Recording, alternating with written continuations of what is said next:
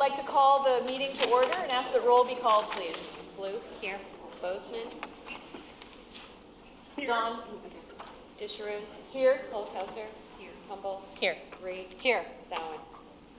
Thank you. Would everyone please stand for the Pledge of Allegiance?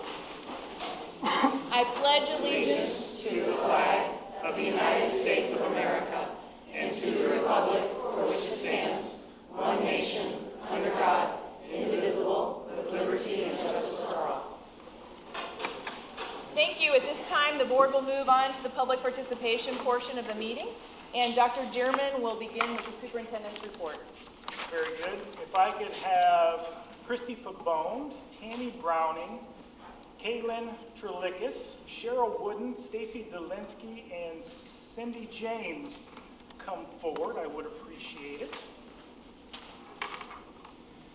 While they're coming up, each of these teachers earned a grant of some variety. One grant at a time, $1,000 grant from HOI News for Christy. ICE mini grant for $973 to Mrs. Browning. Kaylin Trelickus, a State Bank of Spear grant for $329. Mrs. Wooden, a 2018 waste reduction grant from Peoria County. Mrs. Delinsky received a PNC grant for $630. And Mrs. James, a PNC grant for $94. So if you would, come forward.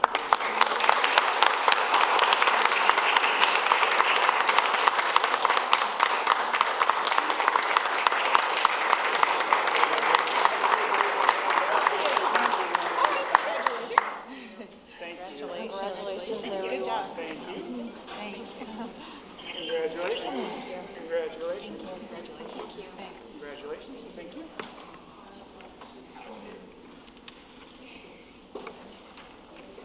Next item of recognition, John Allison, teacher at DBMS, is a finalist for the Khan Academy Learn Strong, Keep Growing Grand Prize Award. He will receive a $250 Amazon gift card and a celebration video from the Khan Academy. So if Mr. Allison would come forward, I would appreciate it.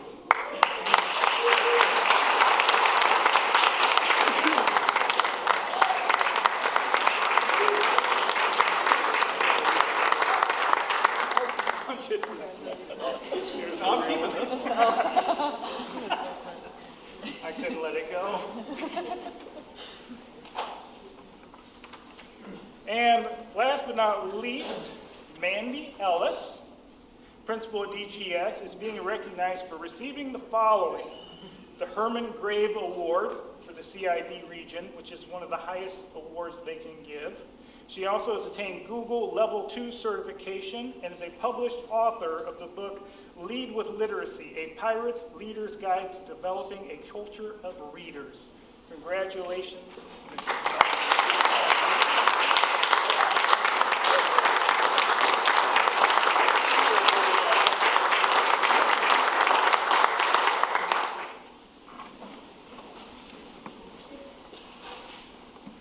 Student recognition, I will turn this over to Mr. Adrian to recognize his students. Those students are Lauren Day, Julia Barber, Elise Ree, and Lauren Daniel. What did I say? Barber. Piper, I'm sorry. Okay, ladies, come on up here. Chuck, do you want to say something? Okay, well, we have 3 young ladies here from our Save Our Species Club. So you probably don't know we had that. We know we had that club. But Save Our Species Club spends each year they kind of pick out a species that they want to try to promote locally. And this year I'll let Lauren explain a little bit about how they got the grant and the cool little project that they're doing this year. Yes, so this year we chose bees. And so our plan is we're going to pick 2 local farmers and give them each 2 apiaries. So this grant and other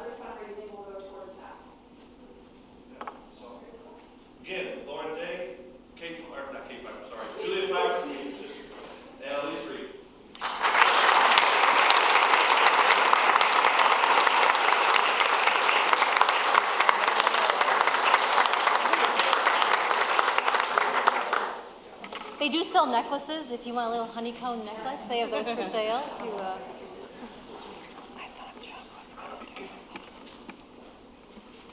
Dunlap High School was recently recognized for the 9th annual AP District Honor Roll. So congratulations to all of the students and staff at Dunlap High School for being honored by the College Board with placement on the 9th annual AP District Honor Roll. They are one of 373 school districts throughout the United States and Canada to be included on the AP Honor Roll. Dunlap High School had to, since 2016, increase the number of students participating in AP while also increasing or maintaining the percentage of students earning an AP exam score of 3 or higher.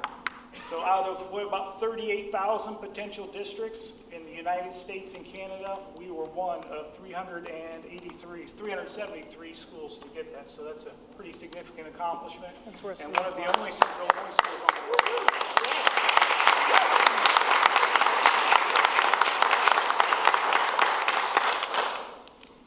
FOIA request, now to the mundane business. Had one FOIA request submitting specific class compositions and allocations of classroom aides. That was a few weeks ago, and we satisfied that request. One clarification that I wanted to make, presented the tentative tax levy last week, and will be attempting to adopt the final tax levy tonight.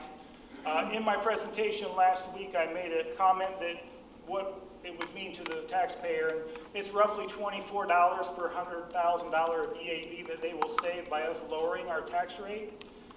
I want to make it clear, I'm not saying everyone's tax bill is going to go down. We are one taxing entity within this area, so I can promise you the school portion, which is generally the larger portion, is going down, but there's been a lot of talk of different entities and what they're doing with their tax rates, and we have no control over that. So just to clarify, the district's portion is going down. The overall tax bill is subject to what other entities do.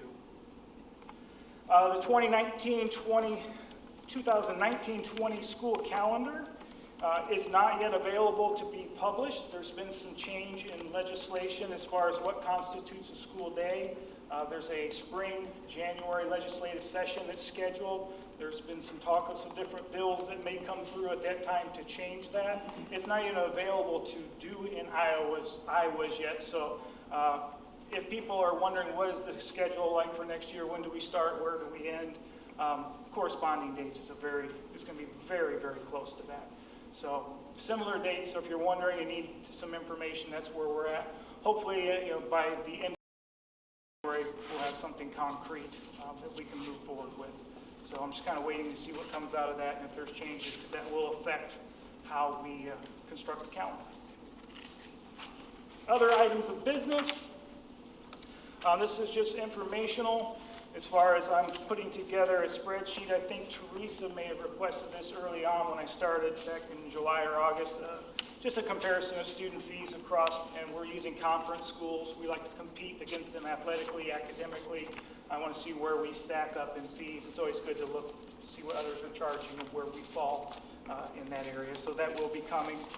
Looked at it today. It's probably 75% done. Carrie's done some work on it, what she could get from websites, and then Mr. Hackett's going to reach out to some of his contacts in the business areas of the schools in the Midline and finish that up. I went to the Peoria Area of Realtors, Peoria Area Association of Realtors meeting last week and had conversation with them as far as the Peoria area, not so much specific to Dunlap, and their concerns that they're sharing about the branding, basically, of Peoria. Illinois, unfortunately, is the state with the highest percentage of outward migration of their residents, and Peoria, according to their information, is the city in Illinois, which is the highest with outward migration, with the highest percentage of outward migration within that city. Their numbers, they said 17,000 people have left in the last 2 years. So they're bringing several constituent groups together and talking about how can we promote Peoria and try and attract high caliber residents into this area. So it was a good meeting.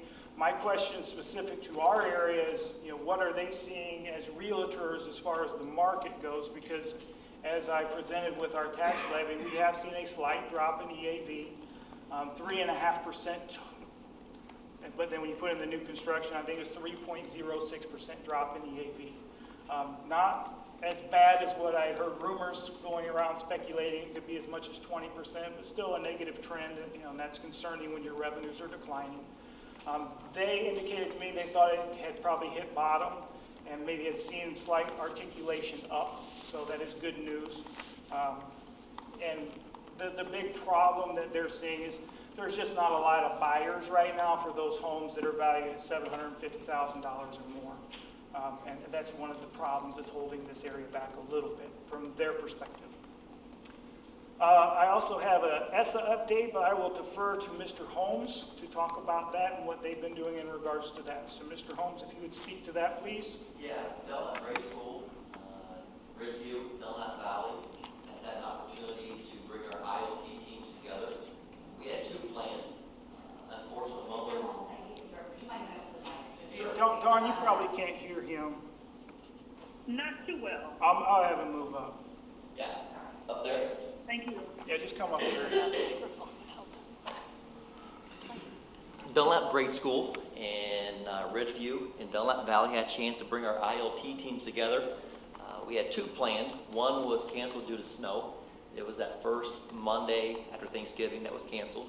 So the ILTs were able to look at a needs assessment with 7 standards that were created by educators in areas that can improve schools, student achievement, and close gaps. The 3 ILTs came together on Monday evening, spent a few hours looking at the needs assessment, going through it, talking about it, and in the last 15, 20 minutes kind of sharing out areas of growth, areas of improvement, areas to look at and celebrate things we're really proud of. So it was pretty cool to bring those 3 schools together. Right now they're 2 sister schools feeding into the valley. We haven't done that in the past, so it was kind of nice to bring those schools together, knowing that transitional-wise, we have those kids coming up. So I think Mandy and Ty would both feel the same way as I do, that bring those teachers together and have that collaboration was very beneficial. Very good, sir. Thank you. Thank you. Another item of I wanted to share was last month's regular scheduled meeting presented some information on middle school redistricting, and then we had a special meeting last Tuesday and had some more information in regards to that. Was asked to get some more information regarding transportation and projected costs. That was one of the concerns that came out of that meeting. Was able to do so with the help of Dwayne Peterson. If you need to know bus routes, there's no better place to go than Dwayne. He knows those inside and out. So I wanted to thank Dwayne. In relation to that, you're looking at about $8,500 for the year. That's probably worst case scenario. I think it will probably be less than that to provide transportation.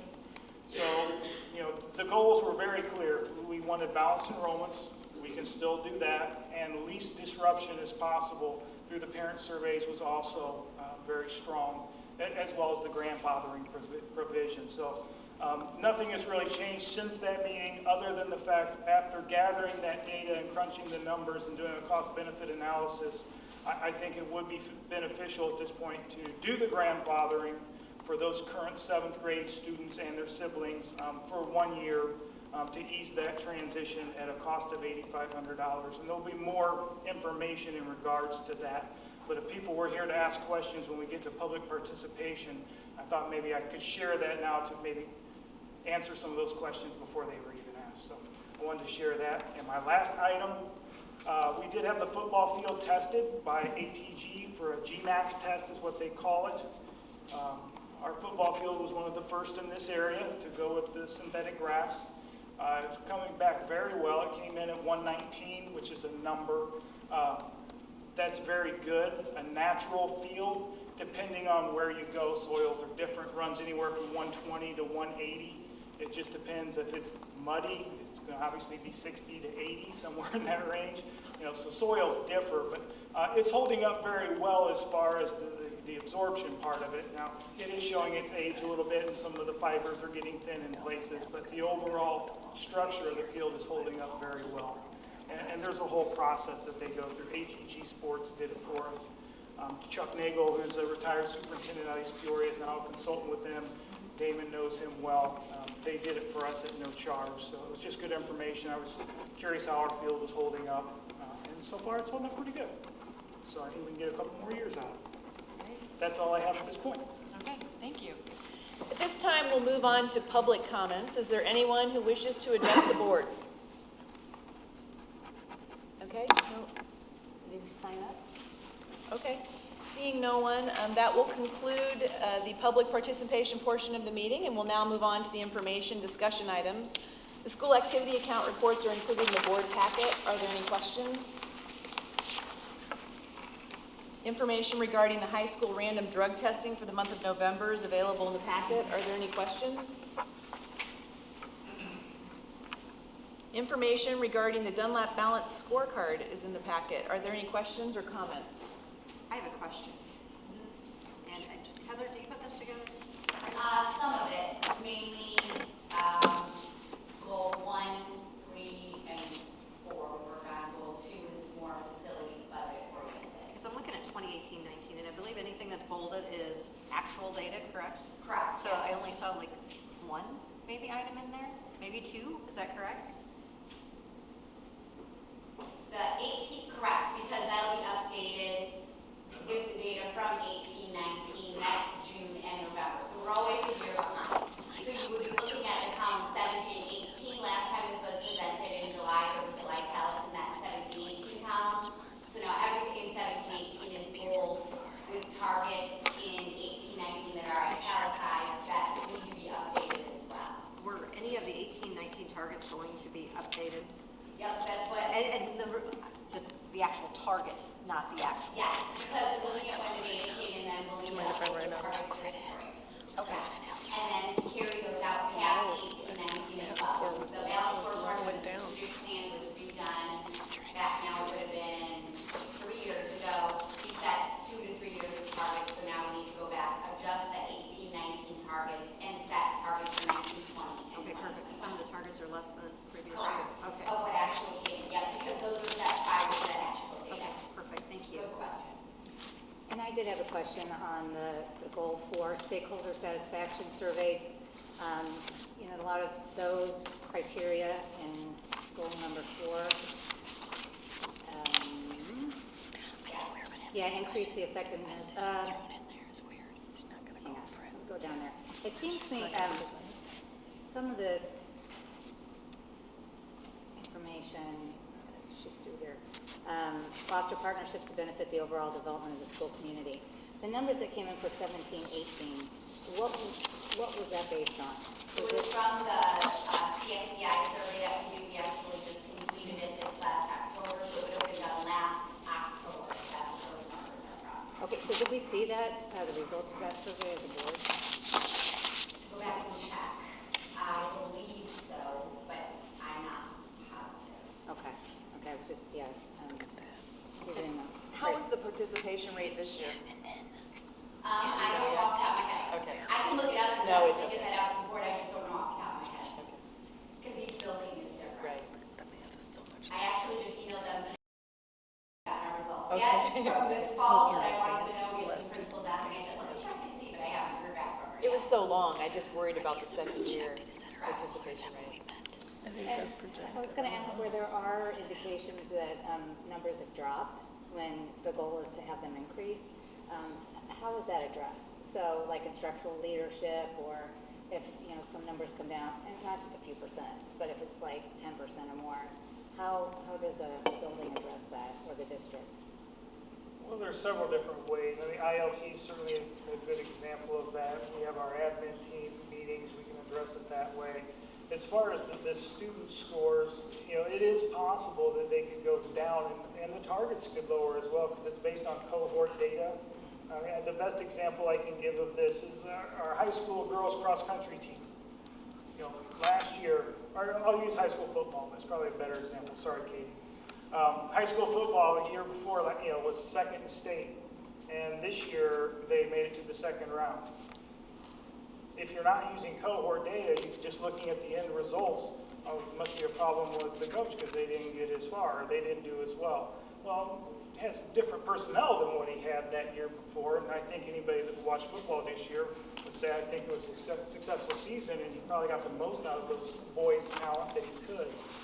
Same thing goes for academics. You can't just look at this year's 7th graders and look at 7th grade again next year, because it's different groups of kids coming through, so you have to follow them, and that's part of the new tracking system with accountability through the state, so hopefully that comes out. But, you know, those are all, that's why we do this, is to bring those things to our attention and identify where are there areas that we need to improve and then formulate a plan to do so. And it can vary depending on what the situation is. That's great. It's good to have the facts and data. Exactly. So I'm going to be a little more specific in my question, but it kind of is like what Cheryl had just asked, and that is regarding the middle school math and reading. So how do we go about getting kids ready for algebra and to continue increasing their numbers? Are we backing that up? Correct. Yes. You're looking at like 3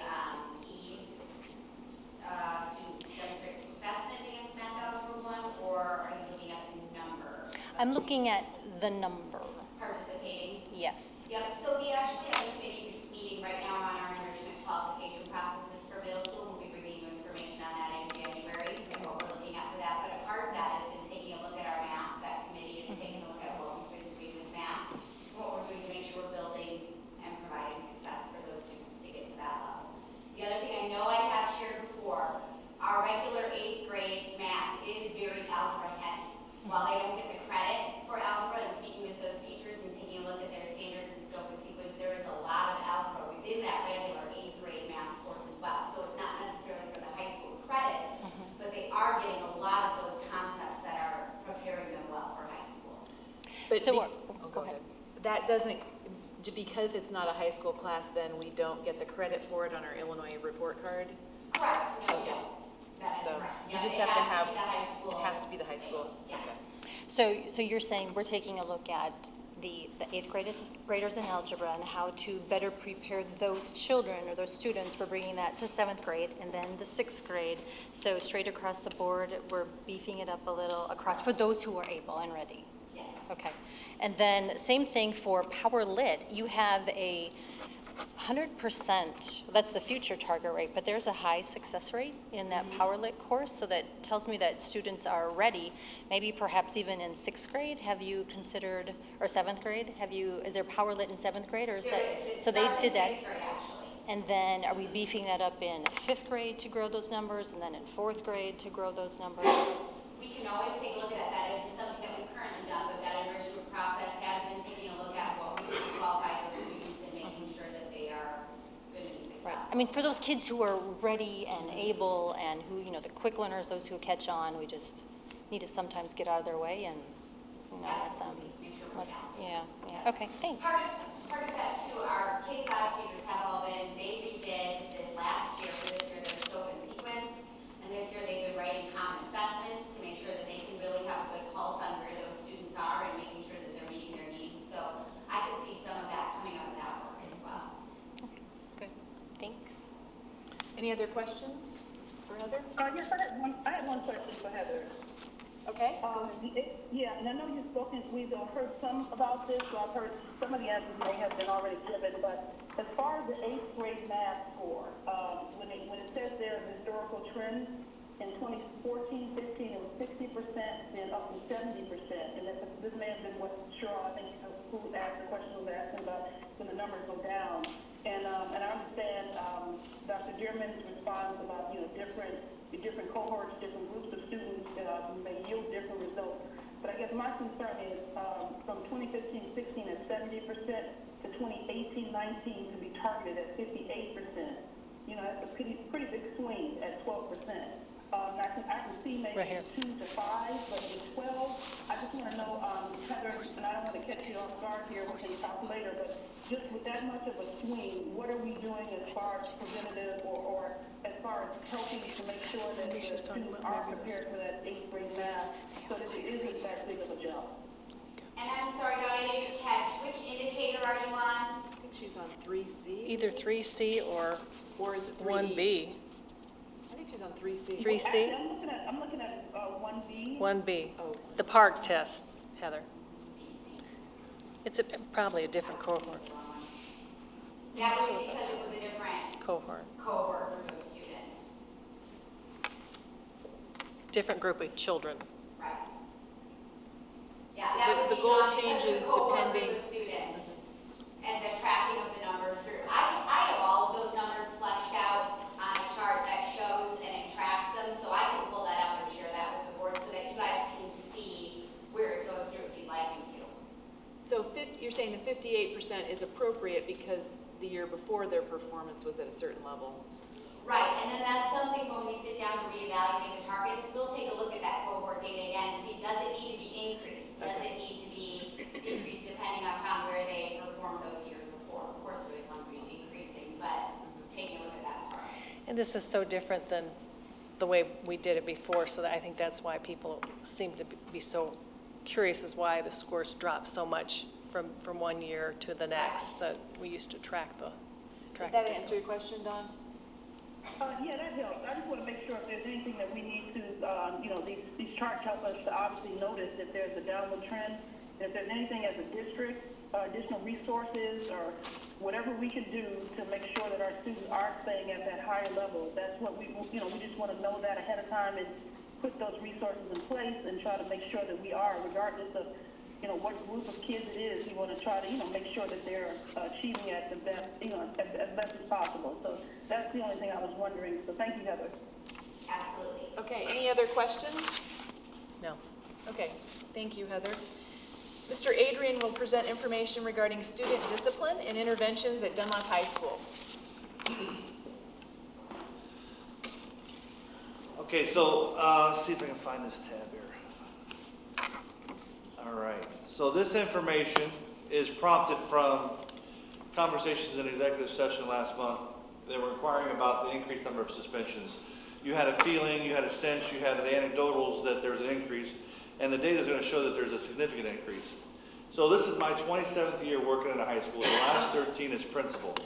In my previous position as principal, I had no assistant principal, but each of those years, I saw my time, the time I spent with individual students growing and growing and growing each year. So significantly more time every year dealing with mental health issues and social emotional issues with students, to the point where I couldn't do it all. I mean, and in my 3 years here, I've seen that grow exponentially to where last year was a significant amount of time that the assistant principals were spending with children with mental health issues and substance abuse issues. To this year, I'm going to say that there are many days that 70 to 80% of our AP's time is spent on 1 or 2 students. When that happens, they can't be out in the hallways and classrooms being proactive and preemptively forming relationships of a positive nature and having different impact on the students. So they're consumed with a few students. And the data I'll show you here kind of alludes to that.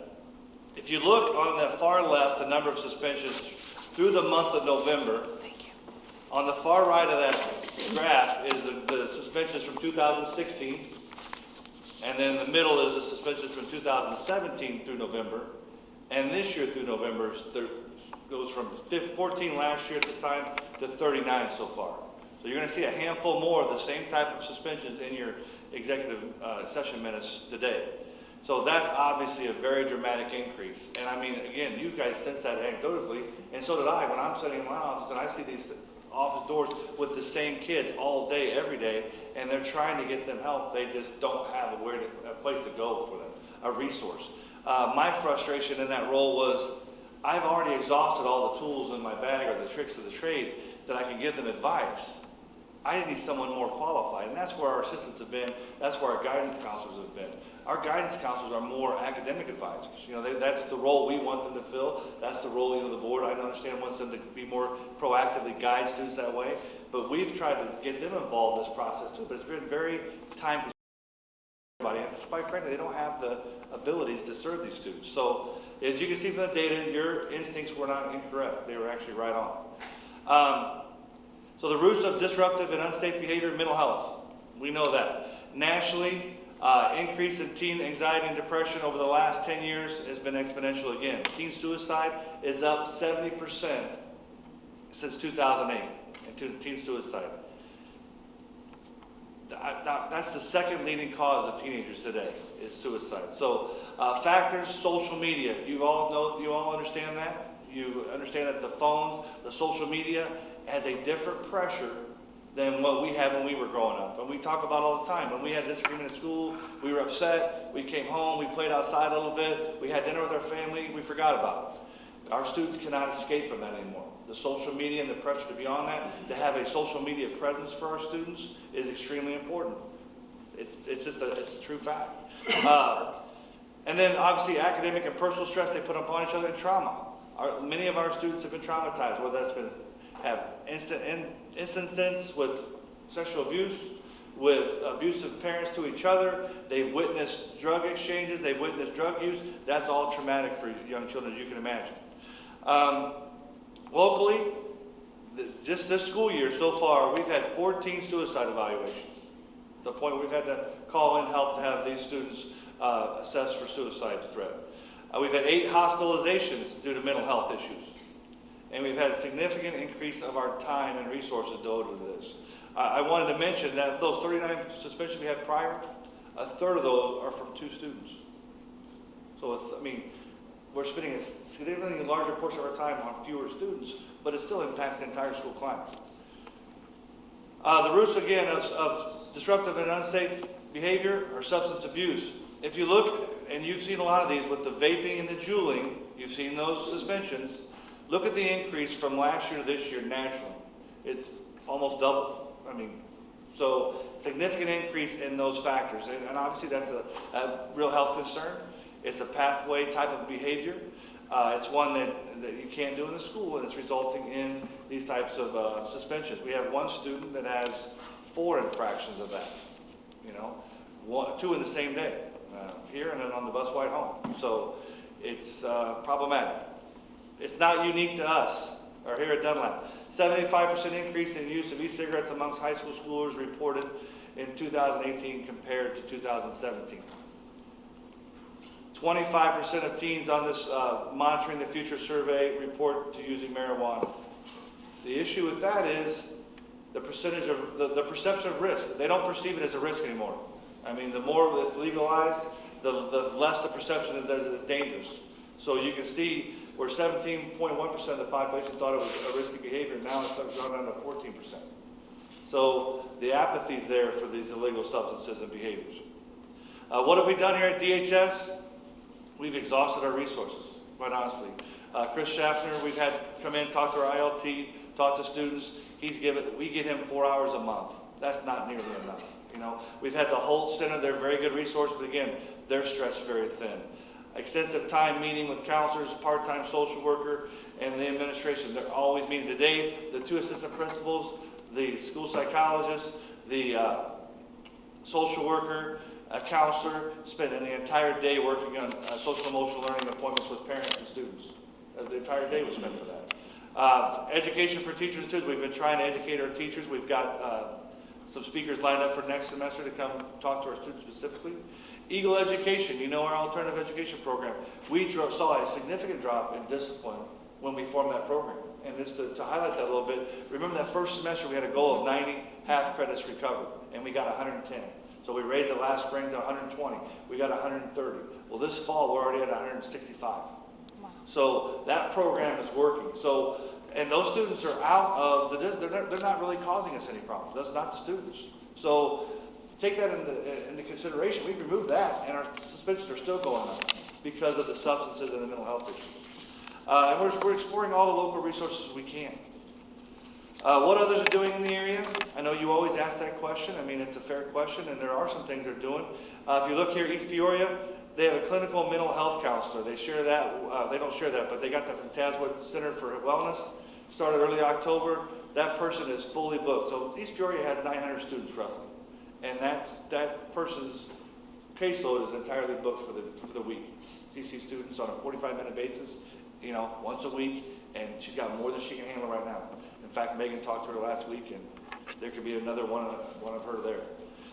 Pekin High School, they have a clinical mental health counselor also, and then Washington and Morton, now they share a crisis counselor. So we're seeing a need for this, not only nationally, but globally. It's just it's a different type of service that we need to provide our kids. We have a different need here than we did 3 years ago, 5 years ago, certainly 10 years ago. But it's extremely important. Sharon Hoover, the co-director of the National Center for School Mental Health at the University of Maryland School of Medicine, bringing counselors and psychiatrists into schools is effective. This is considered a preferable model of care, she says. These programs are new, but data shows that school counseling for kids at risk for substance abuse leads to absenteeism and better school performance.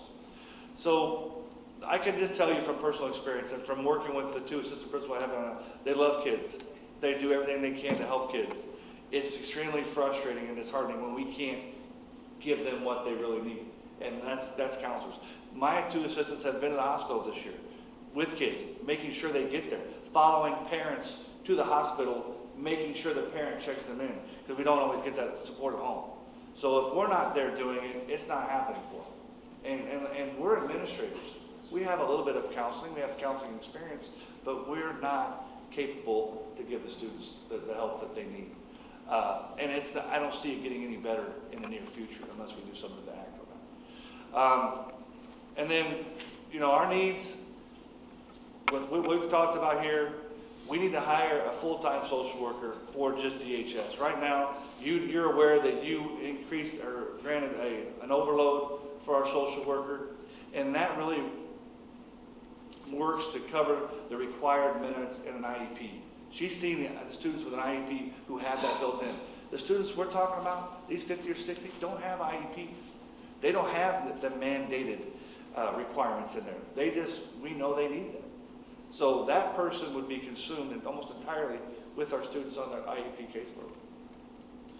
And again, that's currently posted. And then we need to hire a full-time licensed clinical mental health counselor or contract those services so that we can give those students an opportunity to have the counseling they need. It's not only going to help those students, it's going to, like I said prior, it's going to preemptively help all of our students. Just like when we started the Eagle Ed program, we were able to get out and do more things with the students and be more visible and create the relationships. And that's what we want to do, right? That's the good part of the job. And unfortunately now with the assistants, they're not able to do that. The counselors are in a role, they're learning. We've got training in for them, they're trying to learn different techniques and what to do in different services and different referral processes. But it is a process. And quite honestly, you see that the national trends, you know someone who has a child who has mental health concerns or there's a substance problem. You know that. That's a reality. And we couldn't always say that. We have students we deal with all the time. Mental health has an unfortunate stigma with it. They're reluctant to admit it. They're reluctant to seek help often. But, we can say with 100% confidence that almost every student in our building has some type of issue they're dealing with. And they don't always deal with it in a healthy way. So we need to figure out ways and give them the counseling and support that they need to do those in a healthy way. So that's where we're at. That's the response to the questions you had last month. The data's still coming in. Are there counselors out there? I think we are having a hard time finding social workers. They're very difficult, but they're a little bit easier to get than a school psychologist. Okay. And I think it's just I think we have to be really accurate on our description and expectations. And I think that the opportunity here to make a real impact and be visible, you can see your work come to fruition a little bit easier, I think, here in the setting. I think that's rewarding too. That's a very good question. The individuals that he's referring to are not school psychologists, so they're not going to be doing the IEP minutes and the consults and the different things that Mrs. Hart needs for her area of expertise. These are going to be specific to those students that don't fall into that realm, that need help dealing with whatever issues are affecting them and causing, disruptions to the educational environment. And it makes perfect sense to me.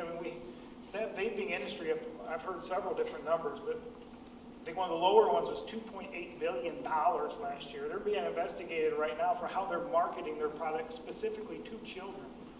And it was interesting when Scott and I were talking about this.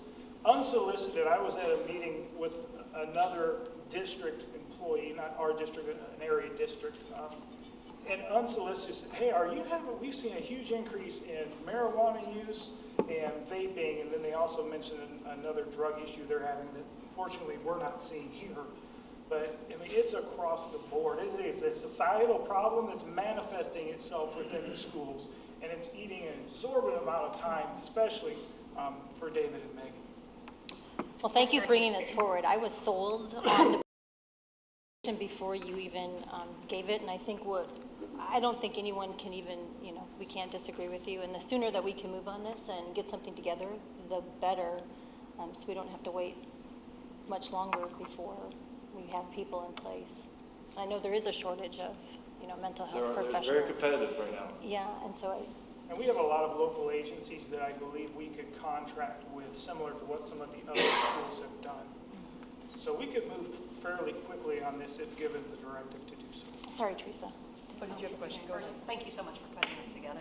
I've had this concern, we just see the numbers are rising. And, from my perspective, I don't think it should just be at the high school. I think we should be proactive and get this going into middle school, because I'm sure that the middle schools are encountering the same type of things. I don't know how far down it goes in the elementary or what grades, but, I think this is very critical, because you're probably spending 80% of your time on a few students or more. And I think it's critical because I think there are those kids probably on the borderline that need to talk to you guys that can't because there are not the available resources to do so. So I am definitely a proponent for adding anything that we need to help these kids, because we see that this is an increasingly, this problem. And I did some research on it too. And just like you said, Dr. Cleveland, the FDA is looking at it now to see, hey, their marketing, what are they doing that I've even researched it to see there's what do they call flavors. I don't know enough about this, right? So I'm trying to figure this out. But certainly it's an epidemic. We need to do what we can to be proactive. So I definitely have my support on that. Well, we certainly appreciate your support in bringing it up last month. One thing that's interesting, if you think about this, we talk about the consumption of time with the assistant principals, and we talk about them dealing with the crisis and trauma. But something that's recently happened in the last month is those same students are coming in to share good news with our assistant principals, but that takes a half hour or 45 minutes. And when you're working with it in the trenches, you can't say, hey, that's great, and shoot them out the door. Yeah. So it's almost like the whole cycle is they are their anchor. They need that connection with an adult. Right. And I think That's the issue, the good things and the bad things, and maybe they don't have that opportunity, so. I had a question. Yeah. I saw something where there were machines that can detect vaping. Yeah. Are those at all effective? They're out there. They're not real accurate right now. They're not real effective. We looked into them. We've made some calls on them. Okay. Just like any technology, I'm sure it'll get a lot better here. But right now, I couldn't justify It seems to me that, there are those few kids who have very serious problems where they're. Yes. But with vaping, I feel like it goes way beyond that to kids who normally would not do bad things, but because they think vaping is not that bad for them. And so I'm wondering if there's been any look at creative discipline, taking away phones or taking away the parking pass, or I know we can't suspend and take out a class, and we probably don't want to, but are there other things that we can do that are more creative that really get at kids? We could probably, but to your first point, you're absolutely right. Those kids who never would have done marijuana now think nothing of Right. doing the juuling or the vaping. It's very prevalent. But yeah, there's some creative. We've taken some parking passes. We've done some things like that. We haven't done anything with the phones because I'll be honest with you, if we do something with the phones, 90% of the time the parents will want texting the kid. Hey, you got to do this. You got to do this after school. So the kids think, it's my mom. I'm sorry. Yeah, it's your mom. It's your dad. It's just, yeah. Right, well, I just know from my own experience, Yeah. if you take away the phone, it's like. Then we'll have another mental health issue. Well, you may, right? I can't get the social But media. it does work. It works very easily, So, and then just so you know, there's a lot of references. If you click the thank you on that slide, there's a lot of our references and research information. Thank you very much. Thank you. Just a follow-up question, because we all did express our concern in executive session last month, and particularly, seeing what the incidences were related to. And so there was concern that they're getting the help they need before they fall through the cracks. At that time, I'm not sure the middle school principals were still there, so we were kind of directing it towards you. But is that something where we can have the middle school I can assure you that they have mental health issues there. Okay. I rode a bus home last week, and they were all middle school students who had mental health issues or something. So, That's just in junior high mentality. Yeah. Yeah, so, I mean, I guess you all, oh, go ahead. We've had 5 suicide evaluations in the last 8 weeks from our counselor. I mean, it's That's crazy. So I guess you can get together, right, and compare numbers and then figure out how many, you know, where, and the details on Maybe you your might end. come to us with a recommendation. Yeah. That reaches down into the middle school, or if But, one yeah. person could handle that. But we've done numbers. I mean, we think that our person could have 50 or 60 students on their caseload that don't have an IEP right now. Easy. Okay. So are you saying, well, I don't you really- figure it I out, don't figure really out need how many board you action. need. If you guys are saying, Well, Take care of it, yeah. I mean, we all agree, Yeah, I take care of think the so. kids. You know, we want to take care of the social, Thank you. emotional. we will move forward and I will keep you up to date. yeah, I mean, I figure out don't how wanna many you wait need, what exactly you month. need. Absolutely, we can get a Between- schedule and have it free in January. We'll see You know, what- one thing to your point, Mrs. Blue, Scott called me with a student situation, a marijuana situation. And it was gonna be a 10-day suspension. And through conversation, I recommended, you know, to get them the help, all right, put them out in 10 days, that's the maximum. But give them the option, they can come back in 5 if they go and have an evaluation done, provide documentation that they had an evaluation. My experience through that process has always been, they're gonna recommend some kind of treatment plan. And if they come back showing they've been evaluated and if there's a treatment plan in place, they can come back after 5 days. So there is a consequence And that for the student did that, behavior, too. but it gets them the help that they need hopefully as well. So he has adjusted and done a very good job at trying to get help to the students using what resources he does have. But the problem has just outgrown the resources. You know, we talked about that years ago, and I don't remember, Jason, maybe you were probably the only one here at that time who's still currently here, but we talked about when we expel or suspend, that there are resources out there, and I don't know if it's Proctor or if it was Methodist that has a pretty extensive evaluation system, that kids can go. They and- vary a little bit in their method, Yeah. but yeah, they do. Yeah. And one thing to keep in mind with those numbers, if you think about 6, 7 years ago, those students with the marijuana violations, they're out of school, right? But now they're reoccurring on our discipline laws, and that's also causing an increase. But before, they were out, and you didn't worry about them any longer, not that that makes it right. But now we keep them in school due to the Senate Bill 100 and the restorative justice process. We're seeing those repeats. Yeah. Well, thank you. Okay, thank you. Great information, thank you. I Next, just wanted to make a comment too, Mr. Adrian, thank you so much for your work on this, you know, and for all the support, as well as the middle school administrators, which I'm sure you're seeing a lot of this as well. And you're right, we did talk about this years ago, and, you know, I agree with all the comments that were made, completely support this, and hopefully we can move forward as soon as possible.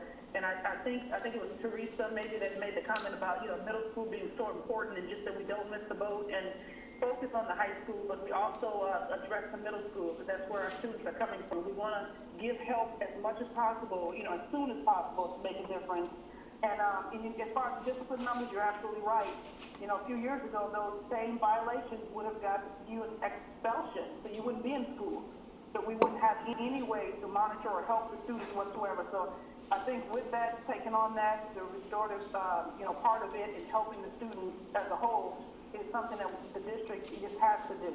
So I just appreciate you taking a look at it. I'm glad we had the comments made in closed session at the last board meeting, and it's just good to see the quick follow-up and to do the things that are in the best interest of the students. So thank you.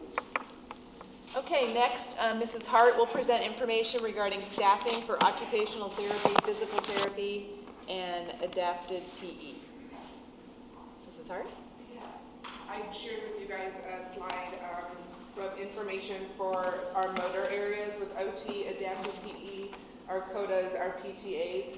So basically, it's just kind of the number of students that we serve on an average. It's an estimate in all those areas, and I would like to look at pulling those out and hiring our own staff, especially with occupational therapy and our CODAs. We've struggled at the beginning of this year. We have to put in forms, we call them 715 forms with CPO to have their OT, because we use CPO for all of our motor, OT, PT, adapted CODAs, adapted PEs in there, and PTAs. And we fill those forms out when we have students that are struggling with handwriting or they're having some sensory issues in the classroom, and we want maybe occupational therapy to come in and just consult to let us know if if there's any suggestions they have, or if they feel they need a full evaluation so that we can look at occupational services. In September, we send a lot through to try to get them to come in at the beginning of the school year. We see more concerns with students in September when they're starting to write and do all that. We did have a moment where they had to say we can't do anymore at this time because our staff they're in all the other districts. So I feel like it's time that we hire our own. We use them. We have CEPCO staff that are only in Dunlap, so it's definitely would be a benefit if they were our own personal staff. And what's the cost difference?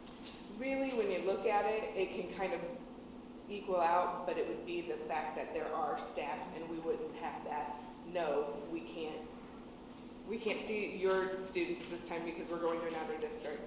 So it really benefit. There's no increase in cost. It really balances out when I was looking at it. Because they're CEPCO employees now, they're not going to come to us for less money. We'd have to pay them what they're, so you're not going to get any cost savings, but now there are our own people, and we need consult, there are people, they don't have to run it through CEPCO, and Be in other districts when they have a need.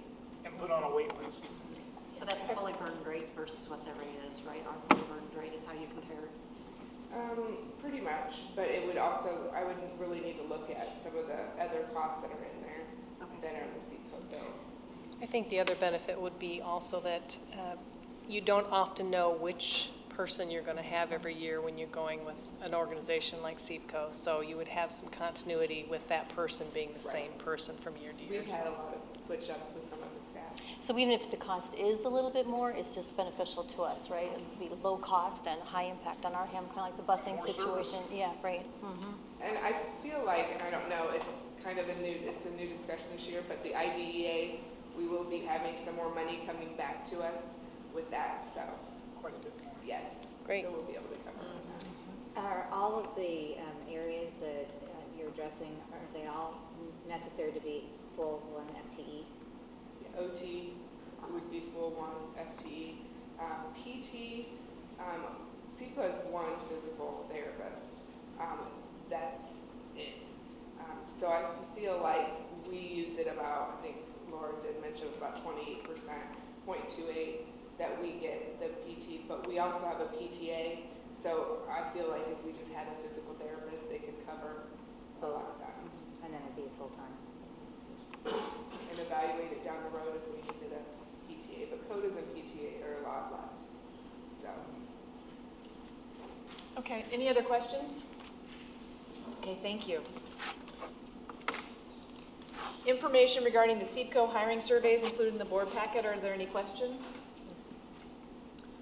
Okay, information is included in the packet regarding the summer facilities use agreement with Right at School. Are there any questions? No.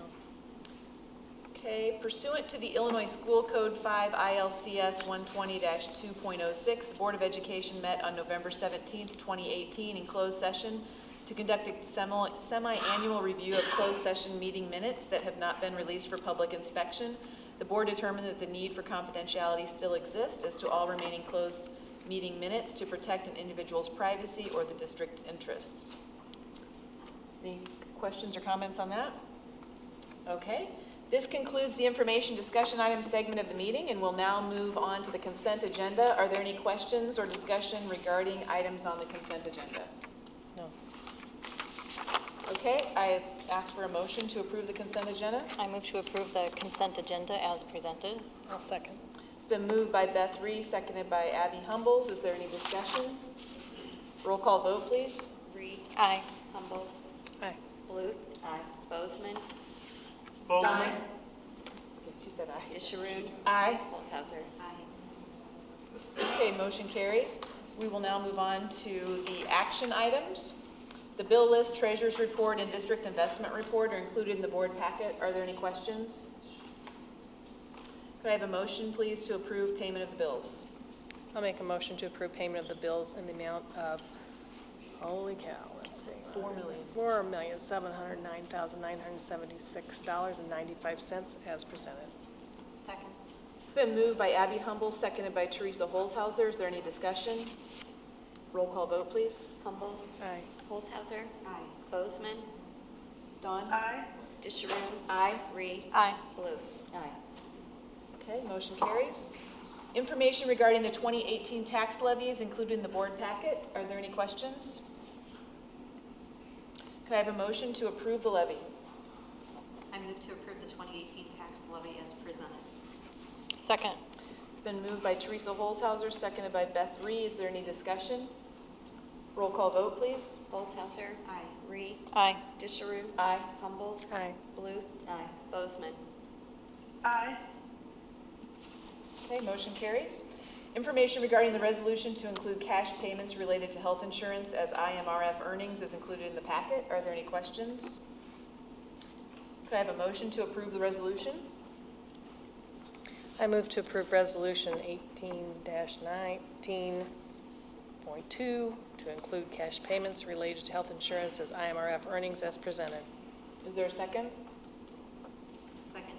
It's been moved by Abby Humbles, seconded by Teresa Holzhauser. Is there any discussion? Roll call vote, please. Humbles. Aye. Olshauser.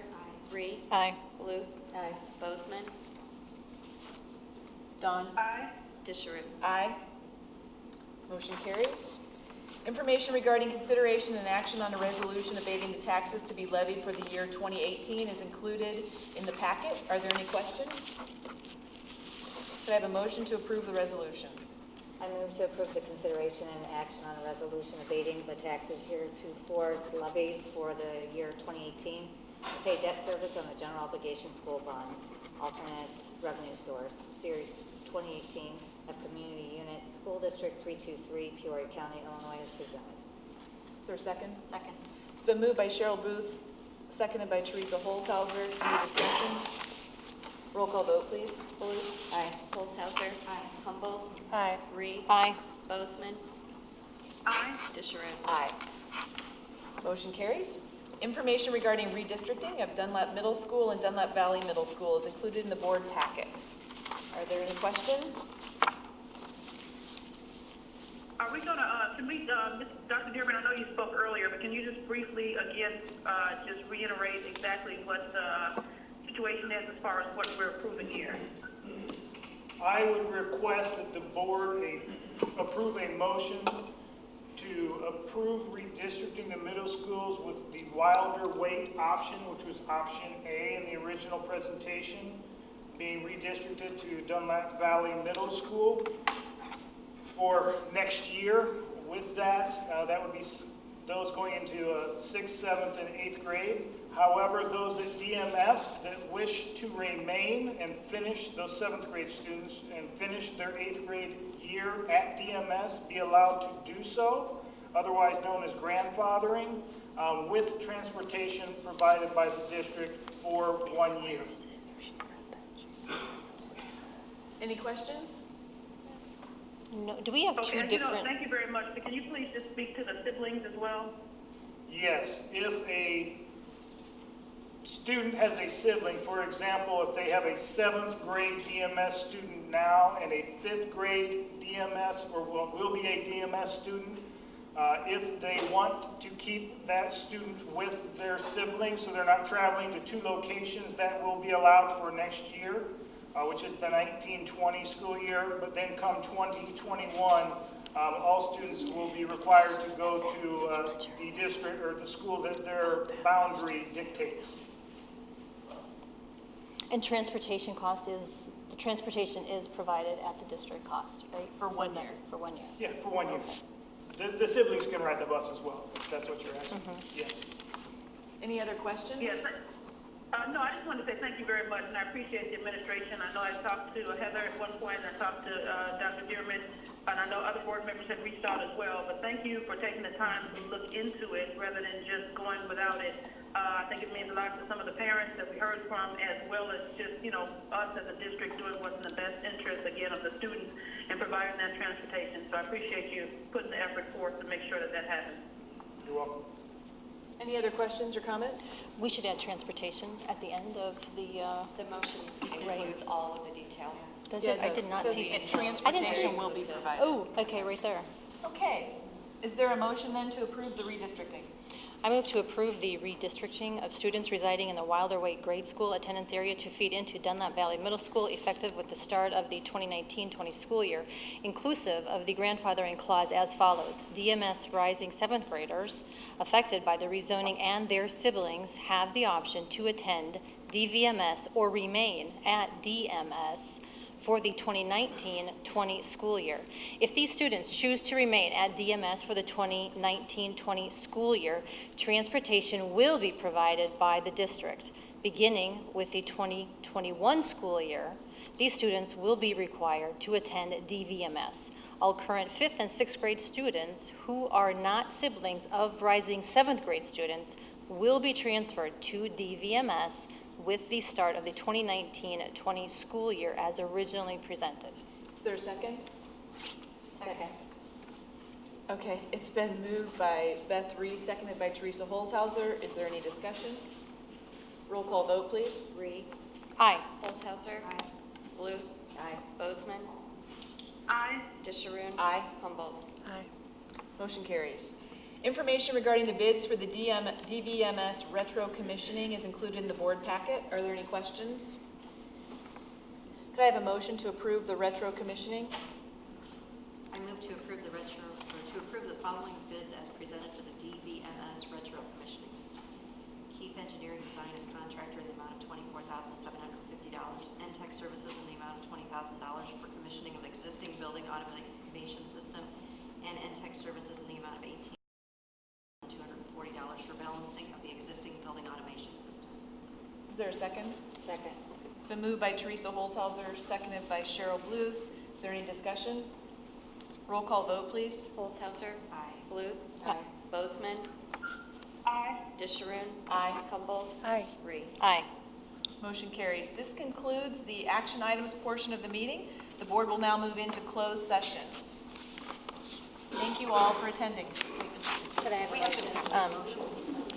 I move to adjourn to closed session for the following purposes as stated in the Open Meetings Act. The appointment, employment, compensation, and performance of specific employees, student disciplinary cases, discussion of minutes of meetings lawfully closed, and security procedures. Is there a second?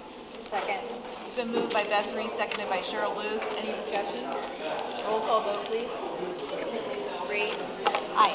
Bluth. Aye. Bozeman. Disharum. Aye. Olshauser. Motion carries. We are adjourned.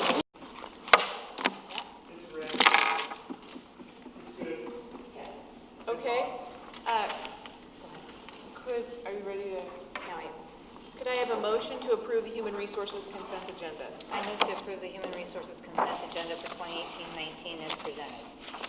It's been moved by Cheryl Booth, seconded by Teresa Holzhauser. Is there any discussion? Roll call vote, please. Ruth? Aye. Olshauser. Disharum. Aye. Humboldt. Reed. Aye. Bozeman. Aye. Motion carries. Could I have a motion to approve the closed session minutes? Make a motion to approve the closed session minutes. Of the regular board meeting of November 14, 2018 as presented. Thank you. Is there a second? Second. It's been moved by Abby Humble, seconded by Cheryl Bluth. Is there any discussion? Roll call vote, please. Humboldt.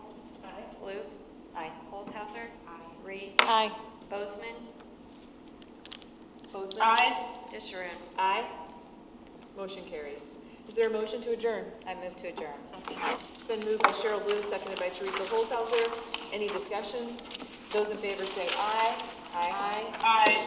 Those opposed say nay. Motion carries. We are adjourned.